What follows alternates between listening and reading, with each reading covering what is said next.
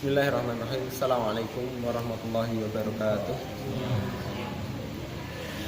Alhamdulillah, salatu wassalamu ala rasulillah yang mabadu. Ayyuhal rahimakumullah, bapak-bapak, ibu, saudaraku semua yang semoga dirahmati oleh Allah Subhanahu wa taala.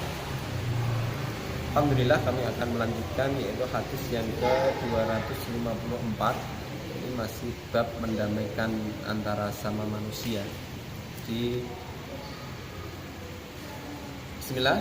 Wa an Ummil Kulsum binti Uqbah bin Abi Mu'aid radhiyallahu anha qalat sami'tu Rasulullah sallallahu alaihi wasallam yaqulu laisal kadzabul ladzi yuslihu bainan nasi fayanmi khaira aw yaqulu khaira muttafaq alaih. Wa fi riwayatil Muslim ziyadatun qalat walam asma' yurahhisu fi syai'in mimma yaqulun nasu illa fi salasin ta'ni al-harba wal islaha bainan nas wa haditsar rajulil ra'atahu wa haditsum ra'atir rajul wal hadis al-ra'ati zaujah, yang artinya dari Ummu Kulsum binti Uqbah bin Abi Mu'aid radhiyallahu anha, ia berkata, aku mendengar Rasulullah sallallahu alaihi wasallam bersabda, bukanlah dianggap pendusta orang yang mendamaikan antara orang-orang yang bersengketa, lalu dia menyampaikan berita yang mengandung kebaikan atau mengatakan perkataan yang baik. Ini muttafaq alaih. Dan menurut riwayat Muslim ada tambahan.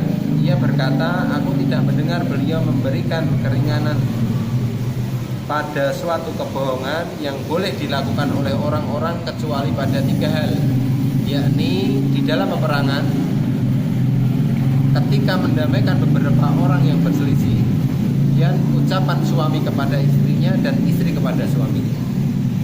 Ya rahimakumullah.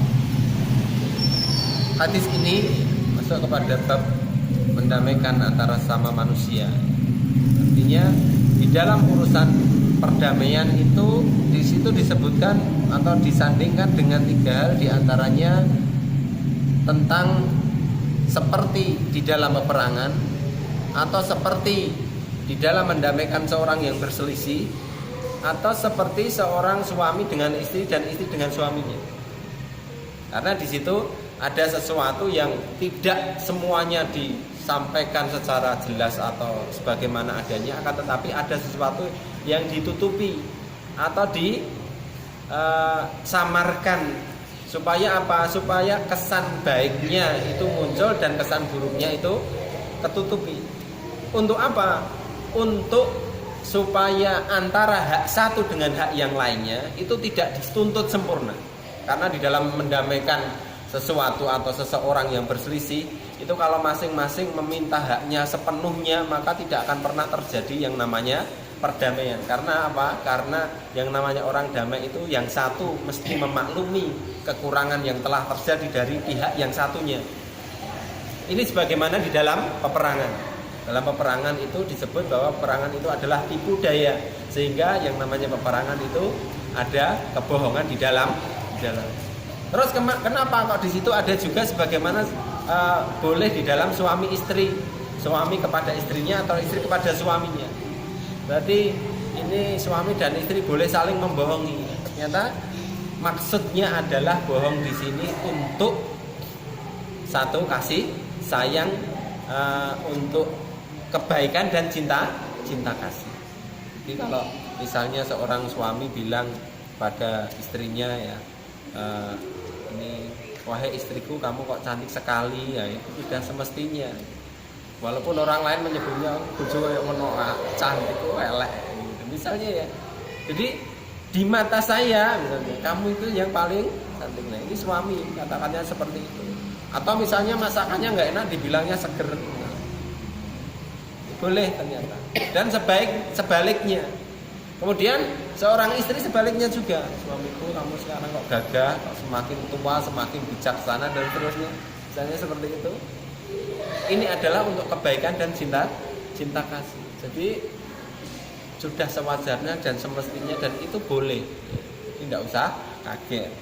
Kemudian di dalam peperangan juga Demikian. Kemudian di dalam mendamaikan, ini adalah sama saja diperbolehkan untuk apa? Untuk supaya satu sama lain terkesannya baik, kemudian satu sama lain tidak meminta haknya secara penuh dan utuh, sehingga perdamaian atau kebaikan itu terjadi. Kalau kemarin kami sampaikan ya, yang afdal itu yang lebih dekat. Siapa? Keluarga, misalnya bapak dengan anak, suami dengan istri, ada perselisihan, damaikan. Kemudian misalnya teman-teman yang lebih dekat yang membawa masalah, damaikan. Terus kita milih-milih tidak, damaikan semuanya. Akan tapi di situ ada keutamaan di dalam mendamaikan. Kalau ada perselisihan, ya damaikanlah dulu yang paling membawa maslahat atau paling dekat hubungan kerabatnya, karena di dalamnya ada unsur menyambung tali persaudaraan. Terus pesannya sama seperti kemarin. Di dalam kebaikan atau mendamaikan sesuatu atau menyebabkan sesuatu itu menjadi islah atau menjadi baik, itu ada berpahala. Maka sebaliknya, membuat sesuatu menjadi bermusuhan dan berantakan itu adalah satu keburukan. Maka jalinlah persaudaraan, damaikan ketika ada perselisihan, tapi jangan buat sebaliknya, jangan bikin kegaduhan, kekacauan atau putus tali persaudaraan. Jazakumullah. Assalamualaikum warahmatullahi wabarakatuh.